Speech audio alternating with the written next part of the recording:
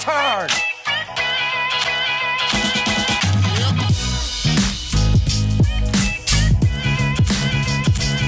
People see what they want to see. You need to learn how to wrap that thing up.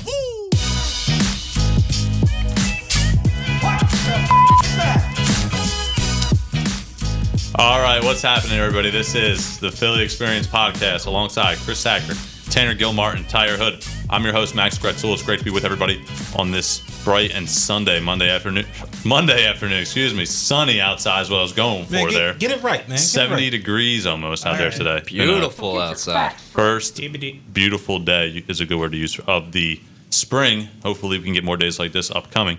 But we're going to start today and dive into the Sixers losing over the weekend to Golden State Warriors, one of the worst losses of the year to a terrible team. So we'll touch on that. It's an outrage. On the opposite end of the spectrum, the Philadelphia Flyers, 9 straight wins. They're playing great hockey. Hot.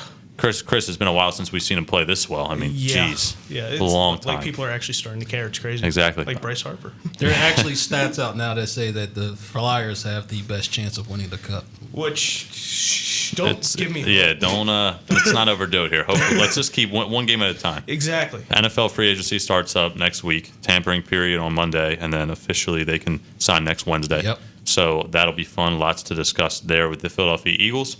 And touch on a little Philly spring training action. I have one player in particular I want to spotlight so far early in this spring, and we'll touch on that later on in the show. But we'll start, like I said, with the Philadelphia 76ers. This is a team we've been going back and forth on all season long, and I think it all came to a head last couple nights ago now, losing to the Warriors. No Embiid and no Simmons, obviously, but they didn't have Steph Curry, and they're really playing with a bunch of no-names out there. What is going on back they had there? Andrew Wiggins. Oh, there you go. Okay, Andrew Wiggins. Right. A name we're familiar with. He is, and he's a good player. But again, we still have the more talented team, obviously. Yes. And still, we were not able to get the job done. And our road woes just continue to hurt us in the long run here. I mean, the losses keep piling up on the road. We did beat the Kings, but again, not too big of an accomplishment there. And I think now with so many question marks now, Embiid possibly coming back for the Pistons on Wednesday night. We'll see about that. I mean, I'm not going to be 100% certain that's going to happen. It's about damn time. Simmons could be out for still the future. And when I say that, I mean multiple weeks, could be the rest of the season. I mean, who knows? That's still up in the air. Josh Richardson, which was a really big disappointment, him getting hurt in the first quarter of the first West Coast trip, the first game of the West Coast trip. Getting hurt against was it the Clippers? Yep. And he was knocked out for the rest of the road trip. So hurt. You could argue our 3 best players missed that road trip. And now we find ourselves in the 6th spot behind the Pacers. And I sat here on the show last week and said that could be better for us looking ahead as far as missing the Bucks in the second round. But at this point, do you guys think we can even get out of the first round? Because we know we're definitely making the playoffs, but can we even get out of the first round? Now, with this first round, do we play the Heat? Is that what it would look like? Either Heat, but it's looking more like maybe the Celtics. All right, no, okay. I'm going to answer your question like this. Man, that's ludicrous. We're not getting out of the first round. It's not going to happen. It's not going to happen. I don't care who comes back. I don't care what this team does. I just don't see this team advancing out of the first round. This team is inconsistent. This team is horrible on the road. All right, you beat the Nets. Tobias Harris scores 28 points that game, I believe, if I'm not Something like that. Yeah, around 30. And then you beat the Nets soundly, and then you turn around. You go up against a deficient Warriors team. Mm-hmm. No Steph Curry, no Klay Thompson, no Draymond Green. You're playing up against scrubs, or as my partner Max would say, a bunch of nobodies, a bunch of lowlifes. Yep. And you just lay an egg? Seriously? Yeah, I really was gonna go ahead, Tanner. But we're kind of biased with the way we know the people on our team, but considering other fan bases, they might say our teams are a bunch of right now without Simmons and Embiid, and with our bench player, they might say we're just a bunch of scrubs too. Yeah, so you got to look at it that way too. That's true. I was trying to avoid excuses, and then I started to watch the road games, like what's wrong on the road with us. And again, people have pointed to the fact that we don't bring the energy every night, and when we play on the road, we don't have the home court advantage, and we may not play up to our talent levels. But once I kind of blew that off because I kind of think, okay, like you don't have Simmons, you don't have Embiid, like you're going to have rough nights. But then this recent stretch of games, and I'm going to pinpoint 2 games specifically, obviously against the Warriors on Saturday night, which was ridiculous, that loss. And also the Cavaliers game, and B gets hurt in that one. But again, Cleveland Cavaliers, that's a game you got to win. Yes. And we weren't able to do it. So now I'm starting to get worried because well, here's the thing. You can lose the team. Like, we saw a big stretch of games where we lost to the Celtics on the road, then the Heat on the road, then the Bucks on the road. Like, those are understandable losses because those teams are just flat out better than us, in my opinion.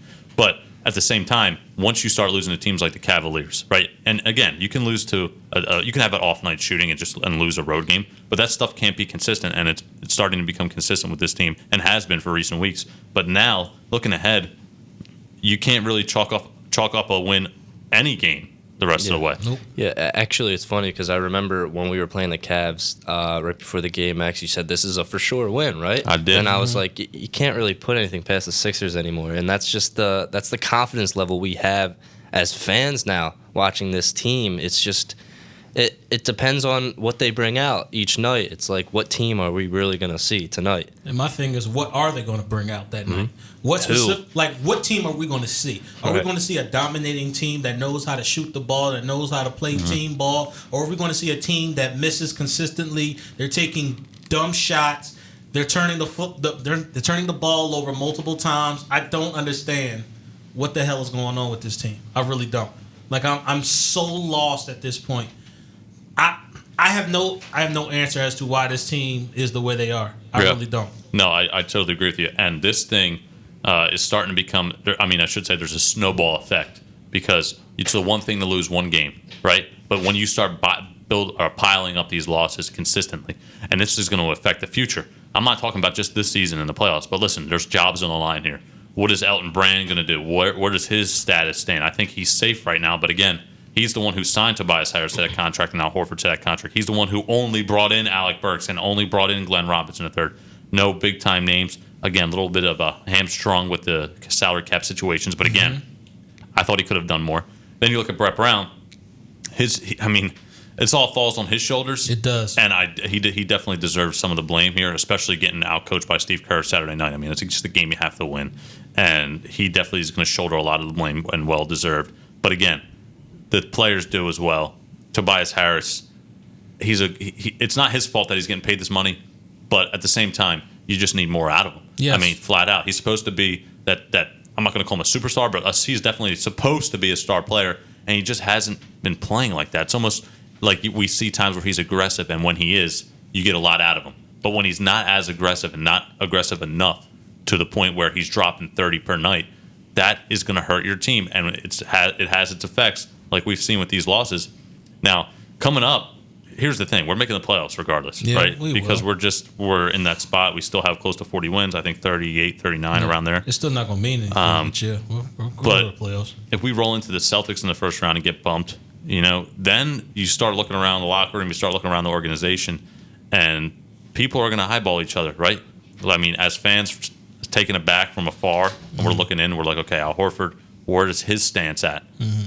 Tobias Harris, where's his stance at? And here's the thing. These guys aren't on one-year contracts where they're just going to be gone the next season, and we're never going to see them again. These guys are 4 years, 5-year contracts that we're seeing. So here's the problem. One thing is you're going to have a problem with these contracts as far as trading them because you're going to have some frustration at the end of the season if it doesn't end the way we all want it to. I'm not saying a championship, but I'm saying at least get out of the first round. Right. And here's the thing. No one's going to take Tobias Harris' contract. Nobody's going to take Al Horford's contract unless you got to give up something as far as draft picks, as far as maybe more players involved, maybe some money involved as well. So here's the thing, T. If this season ends with us getting bumped in the first round, what are your steps to try to improve it for the future? Because you might have to make some drastic changes. So are you starting out maybe looking for a trade? Are you going to start out firing a coach, maybe get a new coach in there? Are you going to try to do both maybe? What are you thinking? Here's my thing. Even though, yes, this has been a horrible losing streak, and we expected better out of these road games, but you've also seen what Tobias Harris can do with the ball in his hands.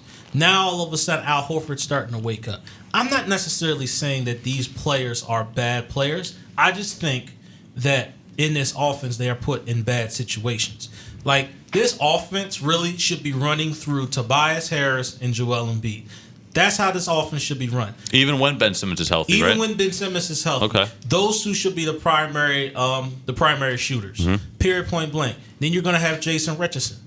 Okay, so if Jason Richardson goes down, then Al Horford can step up. Vice versa. So, okay, that takes the pressure off of Ben Simmons.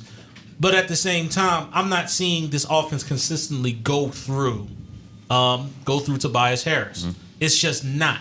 So, and I've also described Tobias Harris's game as a mid-range game.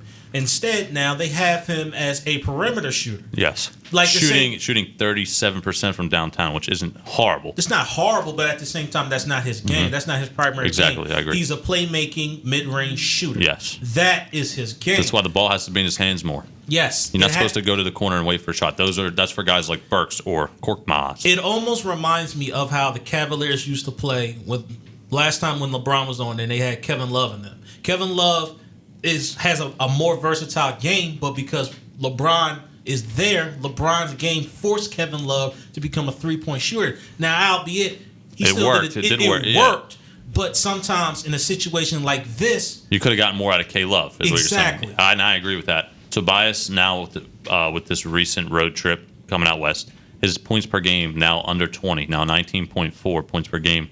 Not what you want to see, not what you expected out of your $180 million man. And Al Horford, same thing. That West Coast trip hurt his stats a little bit. He's now under 12 points per game, averaging 11.9. It's ridiculous. Now, here's the problem that's even furthermore, and I want to pinpoint this as a strength. We're shooting really well from the free throw line. yeah. I mean, again, we talk about playing to our strengths. Not every night you're going to get to the line that much, but I would try to. I see a bunch of guys on here shooting around 80 or above percent, maybe even 75 or above. But instead, everybody's selling it for jump shots, and I'm so glad that you brought that up because that's another thing I started noticing. Everybody's settling for jump shots. I'm sorry, everybody can't be Steph Curry. Somebody's got to drive they doggone butt to the doggone butt basket. Somehow somebody. Al Horford's only averaging 6.8 boards per game, and Tobias Harris is averaging 6.8 boards per game, which is surprising considering Horford, since Embiid's been out, which has been a couple games now, has played majority under the basket. And he has to be more aggressive. Go to the line, get fouled, like I just said. Shoot more free throws, slow the game down. It's not gonna be a track meet with these guys. I know Simmons with Simmons in there, it might be. Right. It's gonna be up and down, fast pace. But once we get Embiid back, who we will before Simmons, I assume, I agree. you might want to slow the game down a little bit more. See, my thing is Embiid is first of all, he's not in the shape that we want him to be in. God no, and it irritates Which is my a soul. problem because he's usually the last one down the court on every trip. Especially because I don't know why, but Brett Brown usually has him inbounding the ball, which I wouldn't. What's I he would here just for? send him down in the paint. But when you get Embiid back, do you think slowing the game down would help him at all, or would that have any kind of factor? No, his big butt need to get into shape, and that's as simple as that. That's the thing. But we all agree. But again, we're focused on what we can do now to improve this team. That's an off-season thing. Right now is when we need to try to figure out ways to win basketball games. I don't care how we do it, but W's matter, especially this late in the season. Agreed. What kind of strategy now? Because we've been talking about this for a while. You're watching the games. We're all watching the games. What could you implement strategy-wise? Because Embiid's supposedly coming back. Do you try to push him? Do you try to give him more minutes? Do you try to give him less minutes? Are you done staggering him and Embiid? Or do you want both of them in the starting lineup? What kind of decision-making things would you think about from Brett Brown's standpoint, especially because he's the one running the team, Well, do you implement? Okay, so apparently, I guess Shake Milton's big game from last time we were here in the studio talking about him, I guess that's not so much a mirage anymore, so he has stepped up to the plate. So I guess when Embiid comes back, you can send Al Horford to the bench. You can kind of move some pieces around and have Shake Milton at the one. You're definitely getting Shake Milton on the court. He's playing too well right now. And Embiid will definitely start. Tobias will definitely start. But then you look at guys like, is Jay Rich going to be back? And when he does, he'll be inserted into the starting lineup. Now, here's the thing. Richardson's more of a two guard, but he's not the best three-point shooter. In fact, he's only shooting 32% right now from beyond the arc.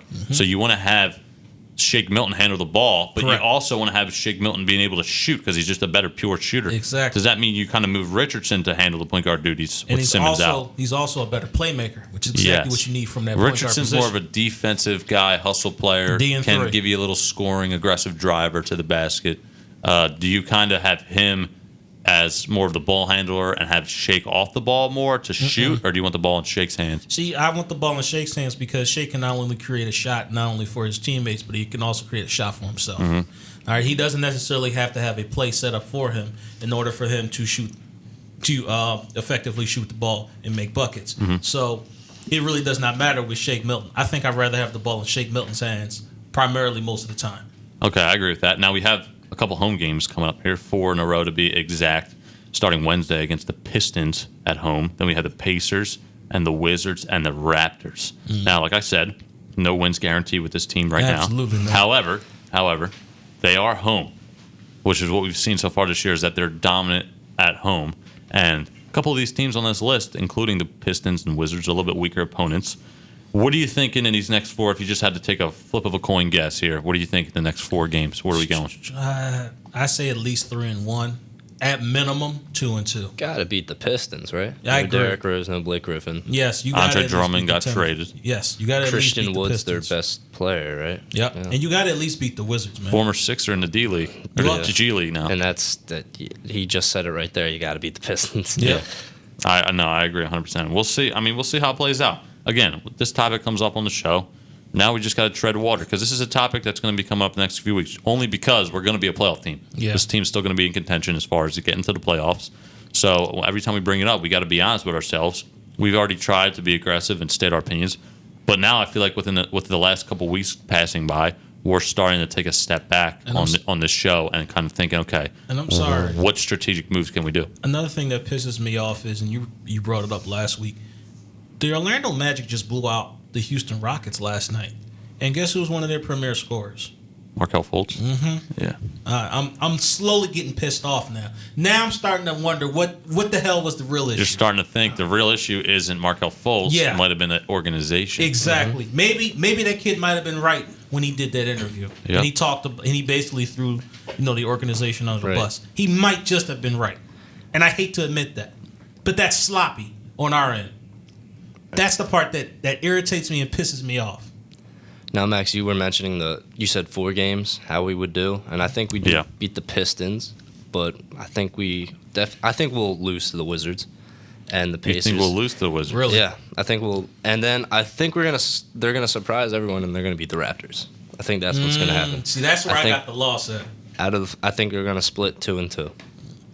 Wow, we still have a decent amount of games left on this schedule I'm looking at here. And you know what? You know what the Sixers do? They lose to these crappy teams, and then everyone loses hope, and then they win a game like beating the Raptors. And like when earlier in the season we beat the Bucks, and everyone's like, "This is the Sixers we've been waiting for. They're on I watched fire that now." game. And then Yeah. then the fire quickly runs out. It's almost, I don't It was like a understand this team. I completely just don't. different. That team that we saw against the Bucks earlier in the season. Yes.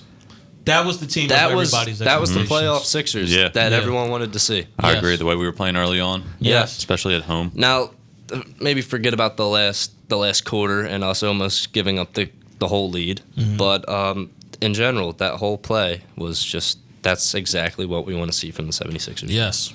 And that's the expectation that we have for this team. And unfortunately, our expectations They've changed just based on the simple fact of how we've been playing, There's especially no, on the road. There's no leadership on this team. No.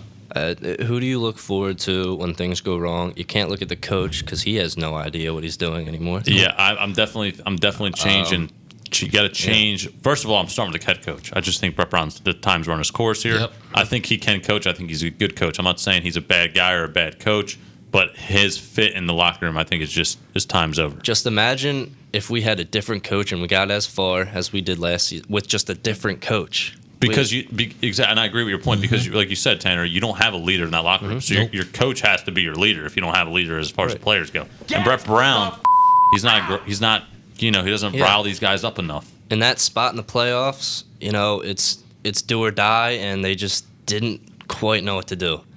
No, they didn't. And- They look lost. Yeah. pretty You go much on the against road to Raptors. Golden State without Curry or Draymond. I know you don't have your 2 best players, but you have to win. You're the better. You're a better Yes. team. So here's the thing: when you're the better team, paper wise and on the court, and you lose, that's a problem, right? It is Again, a serious you miss problem. shots maybe, but at the end of 4 quarters, you have to be on top, and that is why Steve Kerr outcoached Brett Brown. Flat out, We know it's hard. That's a coaching thing right there. And I'm not talking just coaching leadership. I'm talking player leadership. Do you look to Al Horford as a leader. Nah, here's why. Al Horford's not that type. Doesn't have that type of personality. Exactly He right. doesn't have the dog. I was that going I right talk there. about all Every the time. team needs a leader. Yes, every team needs. And I'm that sure dog. you go through each team, you'll think of at least one leader on Yep. that team. Yep.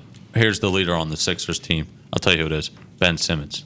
That's the leader of the team, But and he that's who it doesn't have has the to dog. be. He does He- have the dog, I think, Really? especially on the court. On 'Cause the I court, s- I have he's a not guy seen- that needs to lead by example too. Almost like a Chase Utley. He was a quiet guy, not the dog in the locker room, but on the field, it's a different story. He was led by example. Okay. Embiid, he's too social media Yeah, I agree with to you on that fans. one. He's not a leader. He definitely doesn't lead by example, and I definitely don't see him speaking up in the locker room. Ben Simmons is the guy who has to lead. And if no one's going to speak up in the locker room, that's one thing. Maybe you look to Al Horford for knowledge and things like that Right. and questions. But on the court, you see Simmons and how aggressive he is. He's the leader and leads by example. You see, last year, not only did we lose a shooter, but we also lost a leader in J.J. Redick. Yes. And I think that's who definitely the leader was the seasons that he was on the team. And I agree. just now, I look at this team, and there's no one leading them. They're all just playing basketball. Yeah, It's like pretty much. watching There's people no on the emotion playground. really behind it. Exactly. Schoolyard ball, too. Yeah. Old No school. Jimmy Almost like Butler. they're playing with guys that they've just met. You know, Jimmy Butler was leading. We saw people wired up. Remember when Embiid wouldn't shoot He was- three? he was And telling Jimmy people Butler was like, to shoot the shoot it, dog shoot the on ball. three. So that's a leader right there. Yes. On the court with his play and also with his vocals, telling the guys, hey, shoot the ball, be confident, things like that. But see, that's the reason why I'm kind of against you when it comes to Ben Simmons being the leader on this team, because these guys are young guys. So the lead by example thing, that works for an older veteran type of guy. Right. That doesn't work for a younger guy. See, with younger guys, if a younger guy is going to be a leader, then he needs to also be vocal as well. He needs to be grabbing people by the jerseys, getting up in their face. Well, Hey, hold man. on. This isn't football, too. We're not grabbing guys by jerseys. All right, we're not grabbing guys by We're jerseys. not bumping helmets Right. together or anything. But no, I see your point. Now Simmons, I get it because that guy doesn't know he what the doesn't hell shoot he's the doing. basketball, but he plays his game. If he's going to let other people determine how he plays, that's one thing. But he doesn't. I'm sure he hears all the noise on social media. Shoot it. He doesn't Yeah. shoot it. You better shoot the ball. But he doesn't listen to those guys. He plays his own game. And if he did listen to the fans, that would just make him look weak. Yeah. And it doesn't matter the record of this team. I'd still have this problem with leadership because you look at a team like the Lakers last year, everyone knew who the leader of the team Right. was still, LeBron James. Right. And he had young players, and everyone looked towards him to lead. Right. No, I agree with that statement. I think what you're right when you say J.J. Redick left. That's a big loss. One, his shooting ability on the court. That's what we need, shooters. And we just basically let him walk out the door, gave all the money to Tobias and Horford. And even when he was on the team, we still did need shooters. Yeah. Yeah. Definitely agree. But one of the underrated aspects of Redick was his leadership, was the fact that the guys could go to him, and he was also still vocal at the same time. Like, he was not shy about going to those guys. Hey, Yep. listen, you need to step up on here. You need to do this here. You're not doing your job here. Redick got a decent contract in New Orleans, but again, I would much rather have him on the team rather than Al Horford. Save all those millions of dollars. You're Look still at paying how- Redick, but Look at come how on. New Orleans is playing, man. Even with Zion Oh Williamson my! down there, Zion is playing ridiculous. they are playing absolutely out of their minds right now. And listen again. We can look at coaching. Lonzo Ball in L.A. wasn't great at all. No. Couldn't shoot. Goes to New Orleans. Coaches work on his jump shot, his form. He's playing a lot better now. His daddy ain't in his air no more. There you go. Not in the spotlight all the time. Nope. Coming out of Yeah, all those well- TV shows and all whatever. Now listen, I brought up last year Lakers. They also had a coach like Ben Walton, who obviously wasn't doing anything, and the Lakers fixed that Luke problem. Walton. Yeah, Luke Walton. Sorry, but yeah, see, changes have to be made, like leadership and coaching. I Yeah. think those are going to be big parts of a team. I think I that agree. players, what we have in this locker room now isn't good enough either. We're going to have to make a trade because you're not changing this with young guys through the draft. This isn't football where you can bring in No. stud talent and change it that The thing way. what the Sixers do is they give 3 pieces away, they only get 1 piece back. Like they lose a shooter and a defensive player and a leader, and they only get back a decent bench player. Listen, I would get rid of. Here's the thing: Tobias, you're stuck with him, right? Yeah. I mean, you're stuck with it. Horford's a different story. I think you can get rid of Horford if you tried it. I wouldn't even take back, picks or different players. I would just hopefully get them to wanna get take rid of 'em. the salary. Just get the salary off our books, so then we have the opportunity to maybe go out and sign a guy, maybe not as a big time name, but as far as being able to shoot the basketball, because it's what we need. If Simmons isn't going to do it, So other you're guys saying have to. so you're saying you should sound like a Markieff Morris You type got of player. it, maybe, and I'm saying maybe because listen, Tanner, you're shaking your he head. can shoot better than Horford, and I get it. He's more of like a aggressive mindset, street baller type of player with the Lakers right now, Man, especially. he grew up in Philly. What you I He's don't gonna like be- any of the Morris. Bros. He's from Philly. At least he's don't going to matter. get the Philly attitude, the Philly Yes. heart. He's going to play hard. He He might won't get even along be, with Embiid. You know what? Funny story. Side note. I played with the Morris twins. On Oh, a yeah. cruise ship. Of course you did too. It on was the cool. court down there. Yeah, man. It was cool. Nice. I was on a cruise. I was 18 years old. Really? That was dope, man. It was That's dope. sweet. It Maybe really they'll was. be here one day. But here's the thing: to end this subject, because we'll move on. Al Horford, get that contract off the books. I think you put yourself in a better spot. You're not going to get rid of Horford for a first round pick and then another bench guy. That's just not going to be the move. The move is going to be, okay, take some of the salary. In return, we won't take any players or picks. Basically, overall, what Max is saying is straight up. Al Horford. I really thought when we signed him in the offseason it was going to work out, but it just doesn't. Tobias, you just can't trade $180 million max No, players. you're not That's just going trading to be that. too You're hard. not getting rid of that. No. So you got to, and again, I'm not against Tobias. If his mindset was just to be a good big time scorer every night to drop 30, if his mindset was, okay, I'm dropping 30 tonight, I think he would be a different story. But here's where that goes back to culture, because now he's being treated as a third or fourth option in that offense, when in reality he really should be like a number 2. I think his field goal percentage needs to get bumped up too. Usually I see that the box score every night he's shooting like 6-18. I like the fact that he's taking a lot of shots because we need him to, but just trying to make it maybe like get to double digits, 10 to 18. Help us out a little bit better. I agree. All right, let's move it on here. Before we touch on the Flyers, Chris, No, yeah, of course. there's one player I want to talk about in the Phillies organization who I'm not concerned about yet. However, it is concerning that he's not having a good spring training. Because anybody guess what I'm talking about? Ooh, wait, hold on. I got nothing. This is a starter, right? This is a starter, not a starting pitcher, but a player. Did he have a productive last season? So? Okay, so it's Gene not. Segura. No. No. I was pretty confident in that. I know it's not Scott Kingery. No, Not Scotty Because King. he's been doing It well. can't be Scott King. It's not jetpacks. I'll tell you that right now. And it's not JT Remuto because No. he did Definitely. great. Reese last Hoskins. No, not No, Reese Reese Hoskins. Hoskins is doing better. Yeah, I was about to say It's he's not tearing it up Reese. down there. It's not. I just know Reese. that Max was really hard on Hold Reese at on. the end of the season. Come on. Not. It's a pitcher. It's isn't a it? It's not a utility player. pitcher. It's not a utility player. It's not a utility player. It's a guy we Adam just brought Hazlett. in. Actually, we just brought him into the organization. Oh, Didi. You're not talking D. Gregorius. Oh, he's been taking pictures. I saw him. Yeah. He's playing with his camera. D. there on the bench. Gregorius. Yeah, taking random breaks, Does anybody want to guess what sick D. days. Gregorius' batting average is this spring? What's it? It's probably 167. No. Is it lower? Lower than 118. What? It's lower than 118. Stop playing. Hey, stop How many at playing. bats? How many at bats? He's got about not including the walks to the hit by pitch that he's had. He's had over 20 at bats. What? Yeah, Including today, he had 3 at bats. So I think he's up. 107. No, it's lower than that. You gotta be he's kidding up me. around. He's up around 25 at bats this spring. It better be above 100. It's below 100. No. What? No. You piece of Swiss cheese. And I'll tell you what it is right now. It's 0-0-0. Oh my He doesn't have a hit this spring training What? yet. Bunch of low I life. could have. Fooled me. I could have sworn. I'm looking at it right now. Yep. On base plus slugging is 154. Jeez. So I know this doesn't spring make. training again, a little weird. You I know, know maybe, some of the pitchers have a better batting average. yes, than that's that. true. Yeah. He's getting accustomed to the new team or whatever. But again, 1 year, what did he give him? Like around 18 million. How many strikeouts? I'm gonna look that up right now. I'll dive into it. I mean, Oh, man. don't break your back over it, but okay. No, I got you. try to. He's got a strong with, back. He'll With, be all right. with baseball, I try to make light of if he's at least making contact, at least he's making contact. Right. But if he's swinging and missing, Yeah, that's a little. It's gonna be a problem. Yeah, that's a little bit of an issue. I'm with you. I did not Now, realize that he didn't have a single doggone hit. I don't know why this is a factor here because I see Joe Girardi and I think this is what he's thinking based on the spring training lineups that he's putting out every day.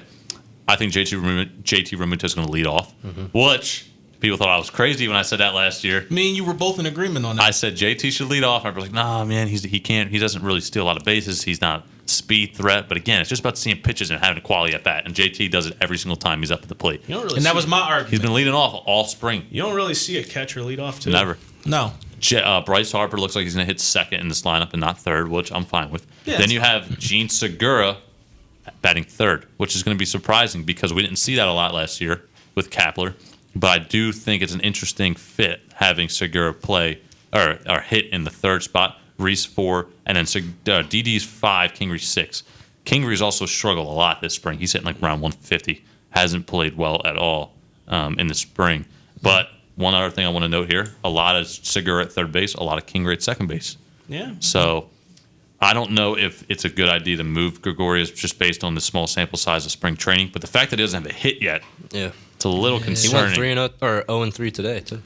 Would you say Didi should be rearranged in the batting order and not hit fifth, or do you just chalk it up as we'll see what happens in the regular season? Let's not go crazy with the spring I training. mean, it's I spring want- training, so Yeah. this is the best time to start experimenting with that stuff before the regular season starts. So if you want to switch him up, do it now. Right. Like, don't wait until the regular season and like, oh, okay, he's still kind of cold. Do we switch him or not? Let's Right. not wait till we get to that point. I think it's going to be weird when McCutcheon comes back because what do you do? I know that's JT, true. and here's what I'm thinking. I know JT's going to have a great start to the season in the leadoff spot. I just know it. I have a feeling he's going to be hitting the ball really well. And then McCutcheon's going to come back, and Joe Girardi's going to be like, well, Andrew what am I doing? What am I going to do? Am I going to move JT, hot start, out of the leadoff spot and put McCutcheon in there? Or am I going to have excuse me, I think we just had air conditioning pop on in the studio here. But are we going to have McCutcheon lead off, or are we going to have JT stay there and have McCutcheon move? What would you guys? Would you like McCutcheon getting inserted right back to the starting lineup? Yeah. Yeah, of course. Okay, right was into great right last into the leadoff role. I guess I should say. Well, you Now, see, see- it's tricky because he's Okay. coming back after a while. I agree. Not playing. I think it all depends on how JT plays. You know I think what? if JT's hot, you got to leave him there. Yeah, First I couple agree. games back, don't lead him off. What do you think about a strategy of like having Kingery hit 9, pitcher hit 8? Kind of have that speed threat there. I always thought that gimmick was weird. Yeah. Joe Madden kind of started it with John Lesser hitting 8th, and then he would have like a speed threat hit kind of 9th there. I crucified Gabe Kapler for doing some crap like that. No, I don't really have a problem with switching up where the pitcher bats. I just think Kingery hitting in like 6 spots is a little weird. I don't think he's comfortable there. I think in the field he can kind of play wherever, but I think if you just plug him in kind of 9, almost trying to hide That's Hazley a little bit, kind of hide him in there like 6, 7 ish. Don't have like the stacked lineup and then here's little Hazley down there in the 8th spot, you know? Because then here's the thing, because then you got Hazley and then you got the pitcher because two Duds. at bats right there. Not that Hazley Yeah. doesn't have potential, Right. but my point is then you have 2 outs right there where it's going to be like, oh man, like you have maybe first and third. Segura gets on, Hoskins gets on. All of a sudden you're down the 7, 8 hole. And all your studs have already hit. Where do you and then it's like Hazley in the pitcher spot. It's like, oh man, it's not the best scenario. So you understand my point, T? I see it. I'm not do. saying, hey, listen, maybe Kingery hits 8th and Hazley hits 7th. That way it's not like back to back, boom, boom, Hazley little bit see more it. confidence in Kingery as a hitter. I agree with that. Oh, definitely. You definitely don't get an argument with Yep. me out of that. But like I said, I crucified Kapler last year for doing that. Right, last but here's the year, thing. trying to If change it Girardi up. does it, you're like, well, we'll see. We'll see what happens. So That's true. it's got to go both ways. You know T. what? That's not a bad idea. So Kapler's an idiot. the point being here is, again, it's going to come down to the pitching and the rotation, the bullpen, whether this team makes the playoffs or not. I think that we're going to hit. We got a good lineup, but if we can get productive rotation work out of our guys, it looks like Velasquez kind of just shot himself right out of the mix with his previous start against the Blue Jays. He got shelled in 2 innings, gave up 2 runs again with the walks piling up. I think he had like 3 walks. Was Just that his a pitch- 9-0 game? Yeah, he's a bullpen guy at this point. I mean, listen, how many seasons is he going to get trying to make this rotation? It's just over for him. I think he's a bullpen guy, or he can get out of the city You know what pitcher I think because is that going to guy have doesn't know what the hell he's doing. It's just frustrating to watch. Dude. You can admit to it. It's just frustrating. He's been the same guy since day one, and he's competing for this rotation spot. This is like his 3rd, 4th year in a row, and I just don't think he deserves it at this point. You know what pitcher I think is going to have a noticeable season this season? Vince Velasquez. Jake Arrieta. Cole Irvin. I don't think we gave him enough time. Okay. Watch. Quote me on it. We'll come back to it. I'll quote you on it. In a few weeks. we will. A few weeks Is into that this- thing recording? 34 minutes. All right. I Just don't making think, sure. I don't think that Cole Irvin's even going to get a shot Write that to down. make the rotation out of spring training. I think he would be more like a last resort if Pivetta is horrible, Velasquez is horrible, and look at Ranger I think Suarez. we're going to see more Cole Irvin.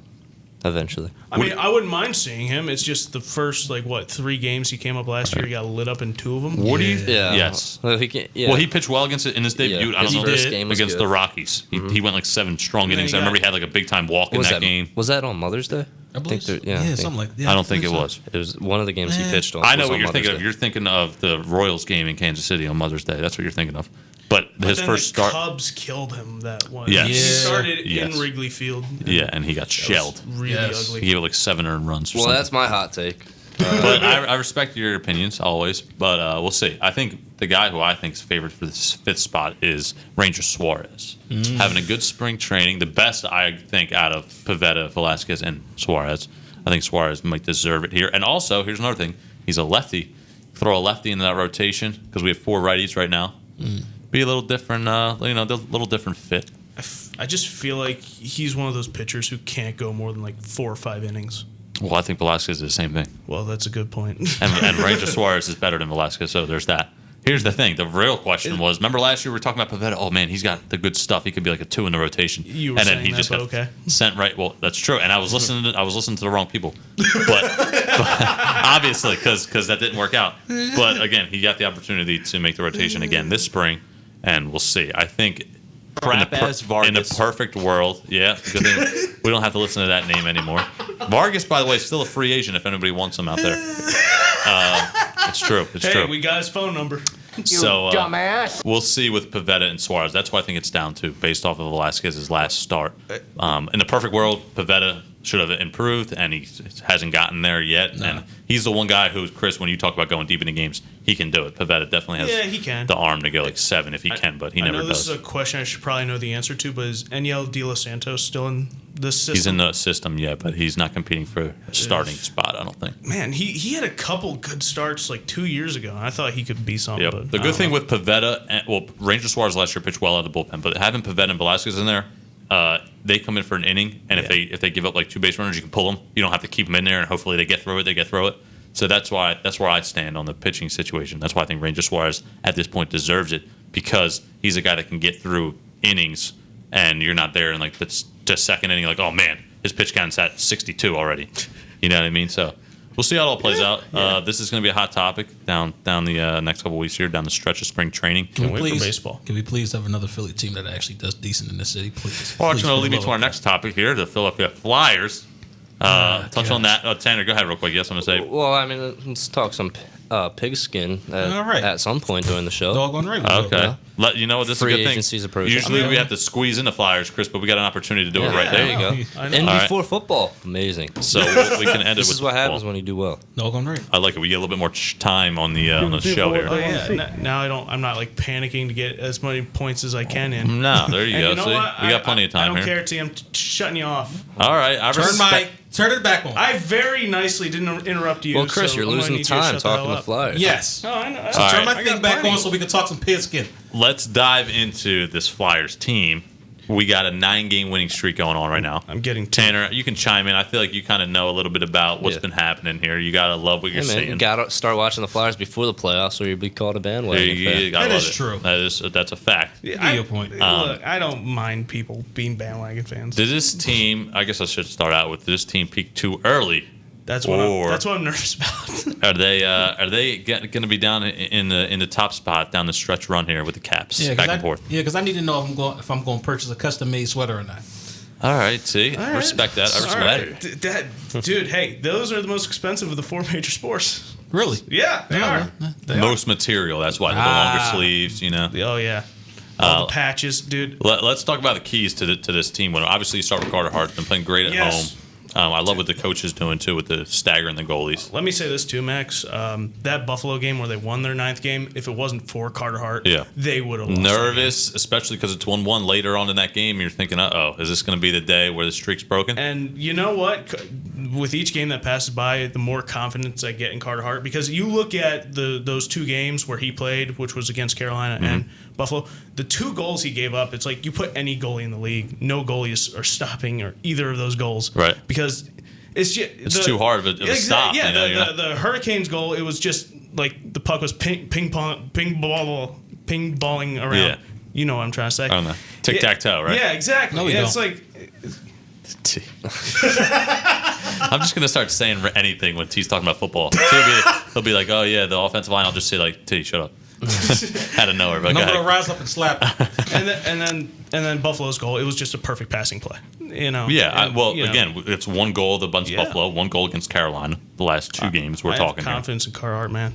Listen, tomorrow big test against Boston. We beat them last time. Go into that game. I Wow. jumped more money than I'm willing to admit into 6 rows up. Really, Dude, I'm going to, yeah. that's gonna be a little pricey, but It again, is, but it'd be worth it if they it's a pull big out game. a W. Big game, and then, look, and then after Boston, they have Tampa, and you already know what I've said about Tampa. Yep, I agree. That Now way- listen, I got to admit on the show real quick, I'm a big fan of Pasta. I love Pasternak. I think he's a great player. He is. But here's the thing: people always said we don't have a line like Marchand and Krejci and Bergeron or Pasternak.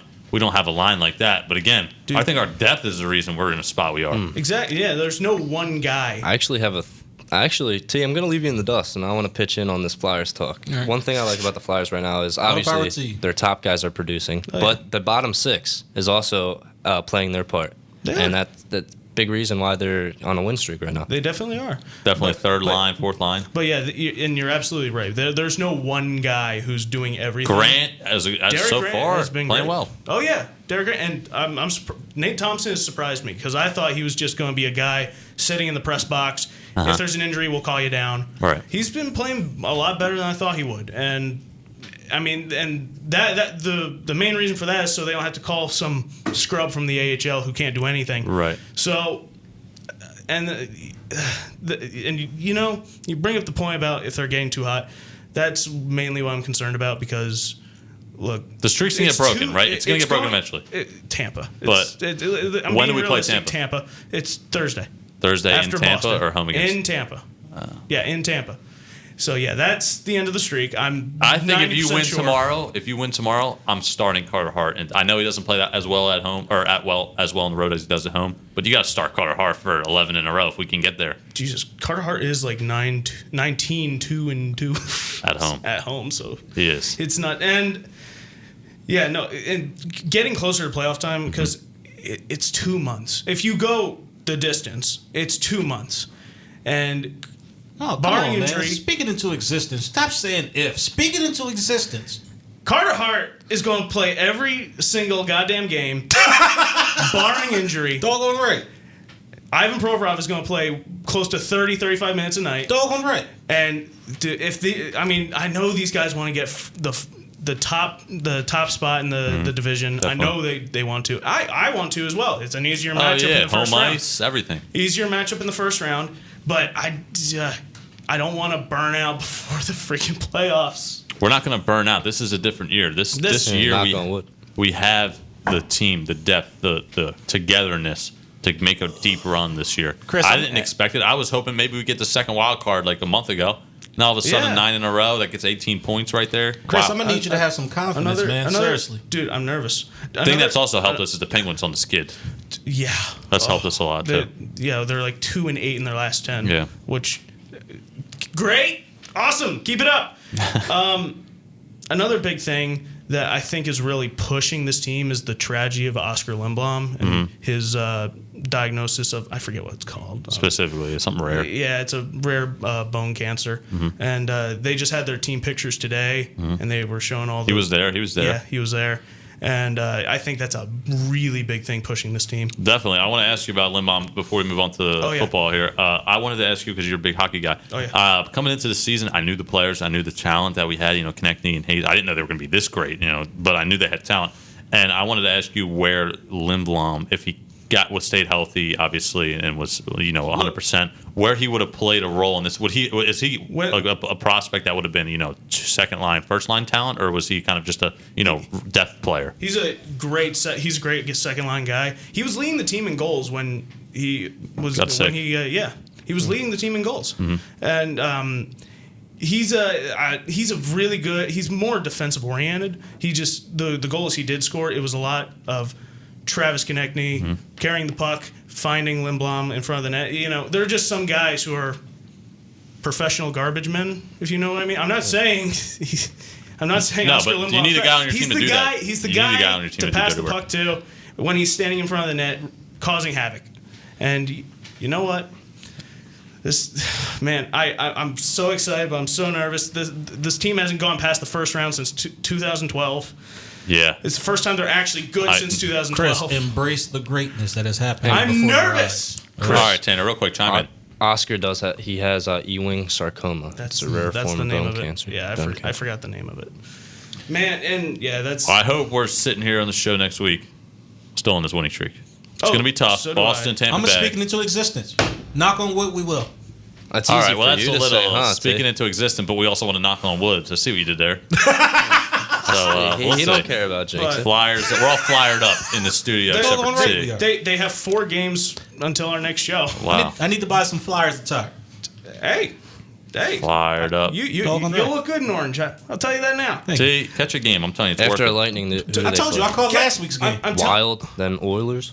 telling you right now. Catch this Boston game tomorrow night. It's going to be great. Like I feel, T, it's at home. I feel it in They my win at bones. home. I'll be tuning in. I feel it in my bones. Boston is 7 o'clock. I'm going to text you. You send us a video you watching the game. Oh, you got to be kidding me. Boston is the top team in the league. Now that's excessive. Hey, when you're watching on TV, I'm going to be on the bottom right because, like I said, I'm 6 rows up. Nice. All right, I'm going to be bottom right hand side of the screen. All right, Chris, You have gotta fun catch tomorrow this night. game. It's going to be fun. you All gotta right, catch enjoy. that game. It's- Next time you got to invite me to a game. Hey, dude, I'll take you to the first game. Let's talk about the football. Where these two over here, I know Doggone what right. dive in. Hey, Sir. if you don't mind, dude, Okay.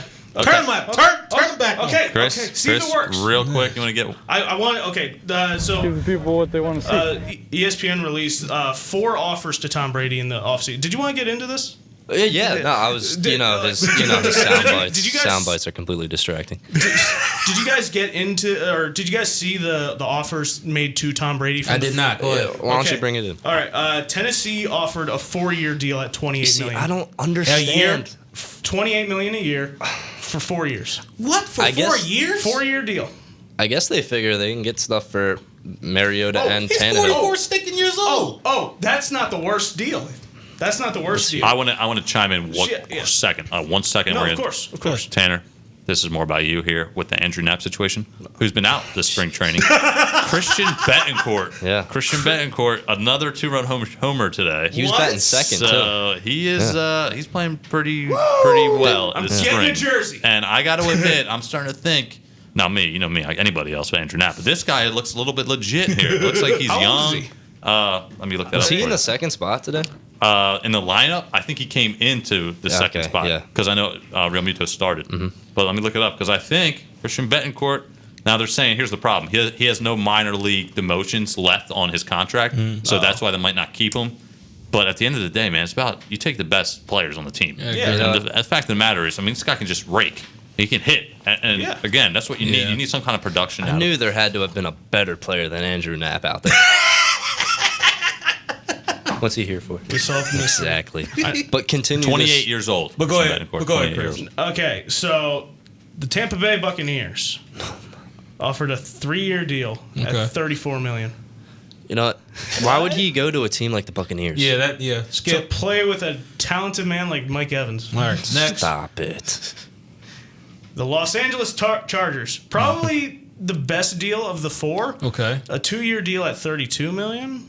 All right, now that makes a little bit more sense. That is something that I don't look at and go, "What the hell are you thinking?" Yeah. New stadium. Not a bad team. Not a bad No. team. It just, it was a shame they had Philip Rivers in Yeah. there for too long, throwing the ball to wherever he wanted. Yeah. In the stands. Always Base- have- yeah. Mostly. You always Okay. have good receivers But- around them. My favorite deal: I know you got to say the Raiders. Are the Raiders in there? the New England Patriots. Mm-hmm. Okay. This is my favorite deal of the 4. Okay. A 5-year deal, 5 years at $25 million.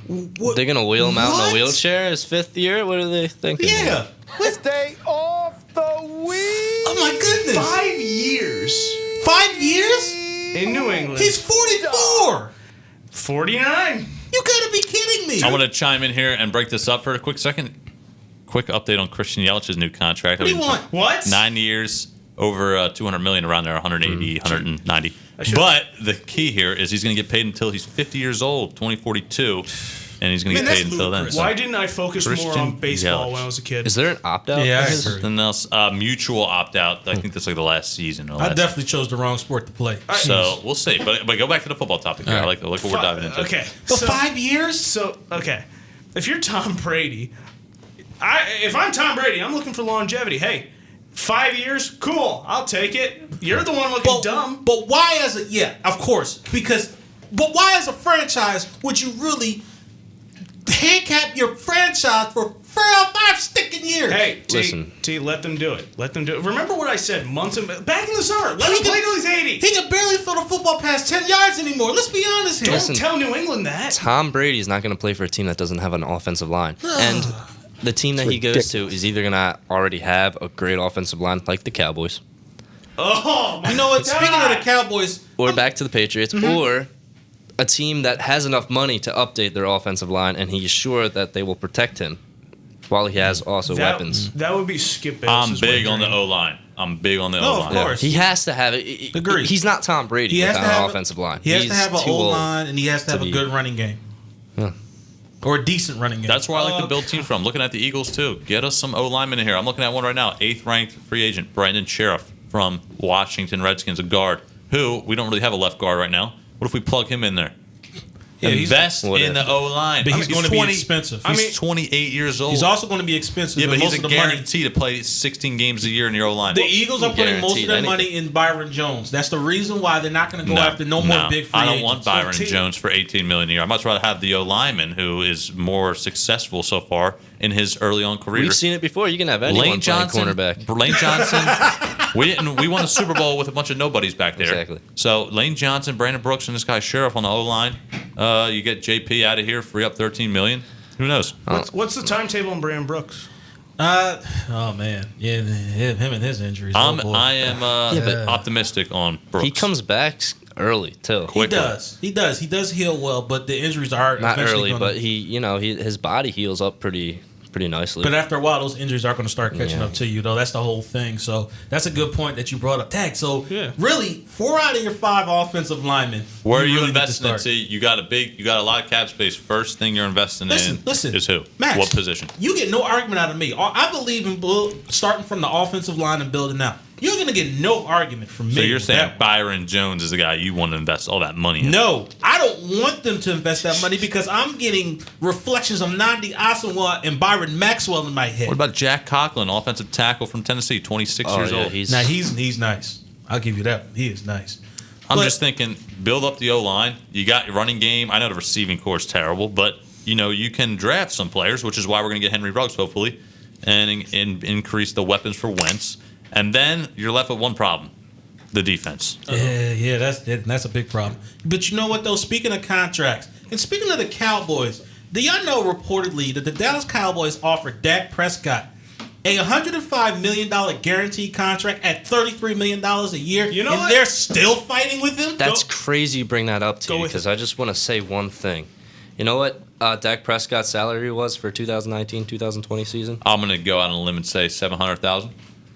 Nah, it was 2.1 million. Okay, close. But Ish. do you know what Andy Dalton's salary was? Yeah, let me go out and say this: $12.5 million. 16 million. Wow. 16 million. That is blasphemy. Isn't that insane? That is insane. Yeah, that is crazy. They are paying these quarterbacks stupid money. But I'm What sorry. are the Cowboys gonna do? Let's keep on this Cowboys because our How biggest about them rival- Cowboys? Is that what you're trying to say? Not at all. Not a chance. Max, I'm gonna rise up and slap you. All right, continue. But what are these Cowboys gonna do? They got the Amari Cooper drama, the Dak Prescott drama. What are they gonna do? If I'm the Cowboys, I'm Matt? just going to re-sign Amari Cooper, and I'm going to let Dak walk because there's no way in hell I'm playing Dak Prescott $105 million guarantee when I can just draft maybe trade up and draft Justin Herbert. But it's almost Or But it's almost easier to sign Dak Prescott and then let Amari Cooper walk and then draft one of these young wide receivers. You could do it. Get Tom Brady back there. I think the Cowboys are a little bit better. Yeah, scratch that. Easy. Yeah, bring Tom Brady. Do you to think Dallas, the Cowboys are in a better spot than the Eagles are right now? Yeah. please. Oh yes,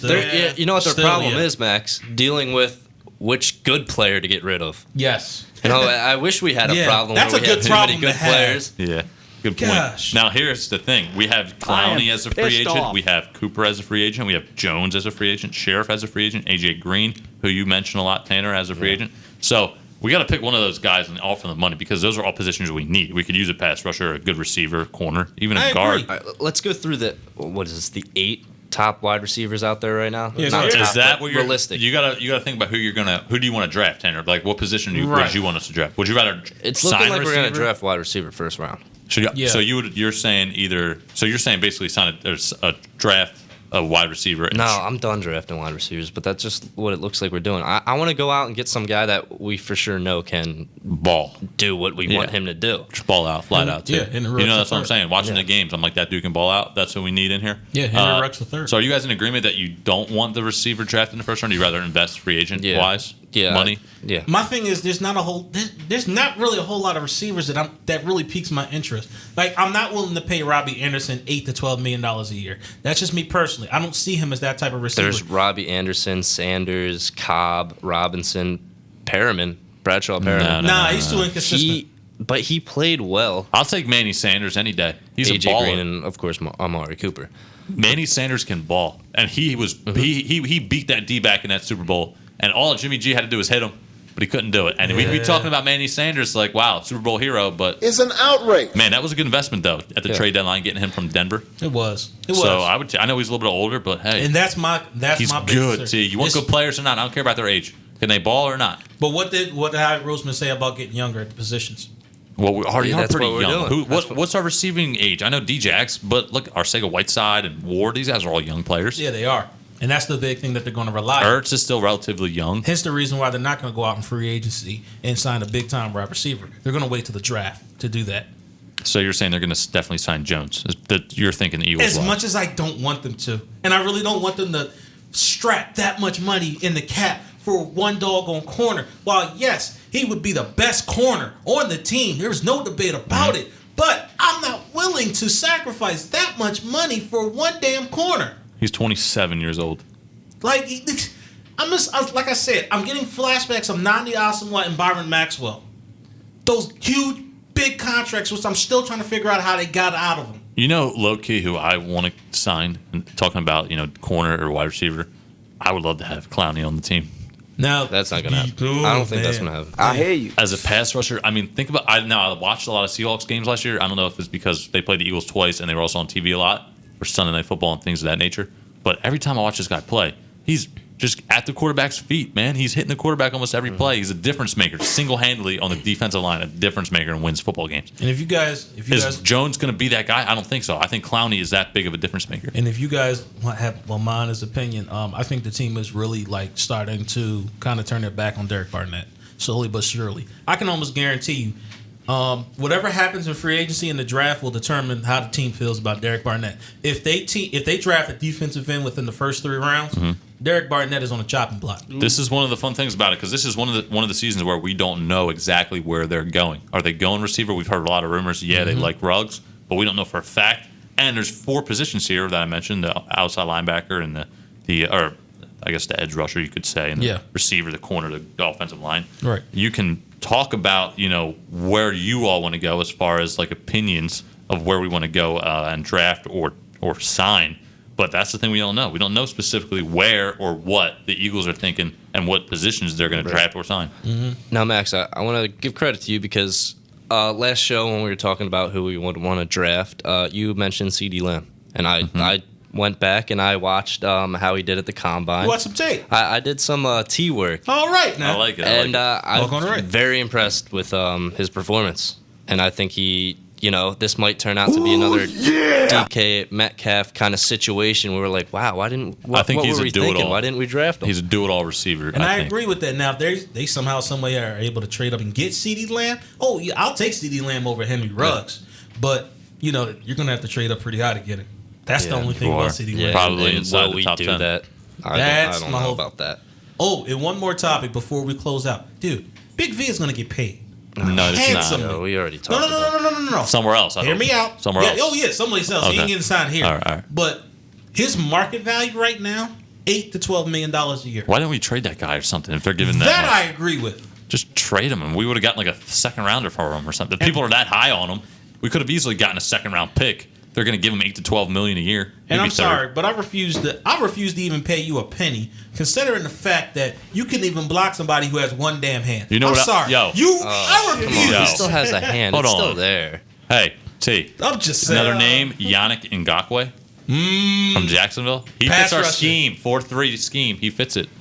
That's very good. Very good job out of you. Yes. So- But I have been what are looking the to take on him. Jaguars doing? Well, about let him go. He's 25. He's Yes. literally 25, yo. If we can get him for like 4-5 year deal, that's going to take. Well, look, Brandon Graham is 30, and he's still kind of being decently productive. See, while I agree with you, the thing is he going to command? See, I think he only had 8.5 sacks, if I'm not mistaken. I remember the stats from last season. So he's not going to command that much money, and that actually is an option that they should look at, that they should explore. I do agree with you on that one. There's Pass a lot. rushing needs There to is be a fixed. lot of Logan Ryan and Trey Waynes. Like those are like second tier corners that we can get. Now, honestly, Chris Harris Jr. from Denver. He's old, 31, but those three corners are the corners that I would look at instead of trying to go after a Byron Jones. there's a ton of talent, free agent wise, this year. About Prince Amukamara, Nah, I'm not touching him.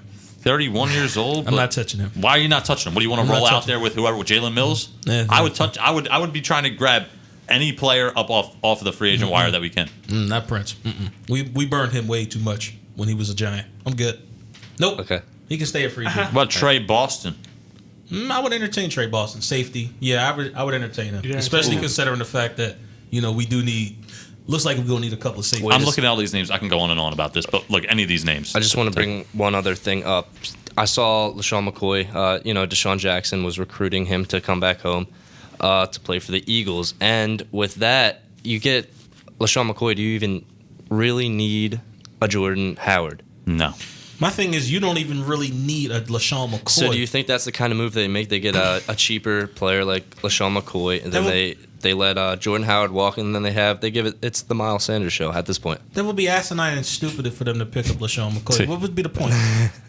Listen, I agree, but here's the point. I'll give you the point. All right, Jordan Howard's going to command a lot more money than Shady McCoy is. Not necessarily, considering he came off an injury. No, he's still. The fact is, next season, Jordan Howard will be paid more money than LaShawn McCoy. That's a fact. Next year. But this year, now, no. The only thing he's going to be able to get is a 1-year contract from somebody. No. Considering that he was hurt. You're going to be surprised, T. I think you will too, T. Jordan Howard's a good running back. I'm not. You're not going to get no argument out of me about that. You could argue that him and Sanders are a really good tandem, and I agree. feel like really Shady McCoy and Sanders. Yeah. I like the other tandem better. I like Howard and Sanders better. I do.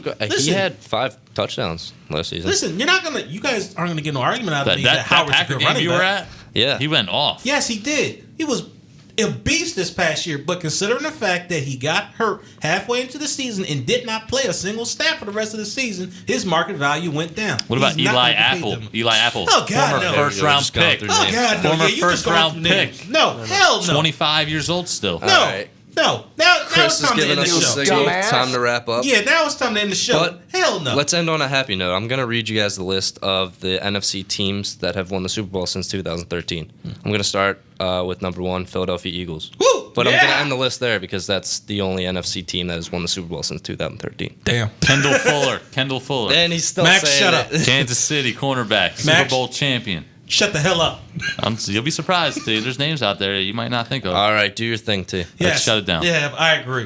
All right, you guys miss any of this episode, you know always go to philly-experience.simplecast.com. Available on all major platforms, Apple Podcasts, Google Podcasts, Pandora, Spotify, everywhere. Just look up the name Philly Experience Podcast, and we are there. T, Yes. I know you're concerned about how much money is going to Jordan Howard, but you know who the Eagles also pay, who gets injured before the end of the season? You better not. I'm going to rise up and slap you. Don't. All right, everybody. Surprise, mother.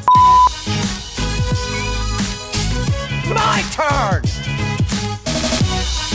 Take me out, coach! Kind of circumcising the mosquito.